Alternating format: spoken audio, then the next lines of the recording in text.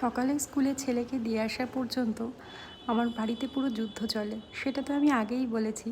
কিন্তু বর্তমানে এই পুজোর ছুটিটার মধ্যে ছেলেকে স্কুলে দিয়ে আসার পরে না আমি বেশ নিজের মতো করে কিছুটা সময় কাটাই, যেটা স্কুল খোলা থাকলে একেবারেই সম্ভব হয় না। এখন যেমন পুজোর ছুটিটা চলছে টানা, ছেলের স্কুল খুলে গেছে, হাজব্যান্ডেরও খুলে গেছে, চলে যেতে হচ্ছে ওকেও, আর আমি একাই শুধু বাড়িতে থাকছি।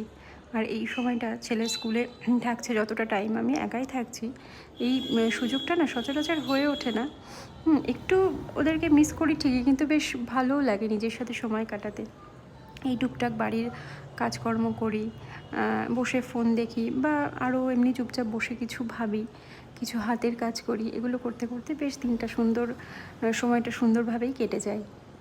আসলে জীবন এখন এতটাই ব্যস্ত হয়ে গেছে না, এই একার সাথে সময় কাটানোটা যেন হয়েই ওঠে না। তাই যখনই নিজের মতো করে একটু সময় কাটাতে পারি, বেশ ভালো লাগে, খারাপ লাগে না বিষয়টা। হ্যাঁ, শুনতে অনেকটা সেলফিশ মনে হলেও অ্যাকচুয়ালি যারা জব করে বা জব নাও করে, পরিবারের জন্য প্রচণ্ড বেশি ব্যস্ত থাকে নানান কাজে, তাদের না এই সময়টুকু তাদের নিজেদের জন্য বের করে নিতে পারলে বেশ ভালোই লাগে। ব্যতিক্রম আমিও নই। তো আজকের ব্লগটা যদি ভালো লাগে অবশ্যই লাইক করো। আজকের মতো এতটুকুনি।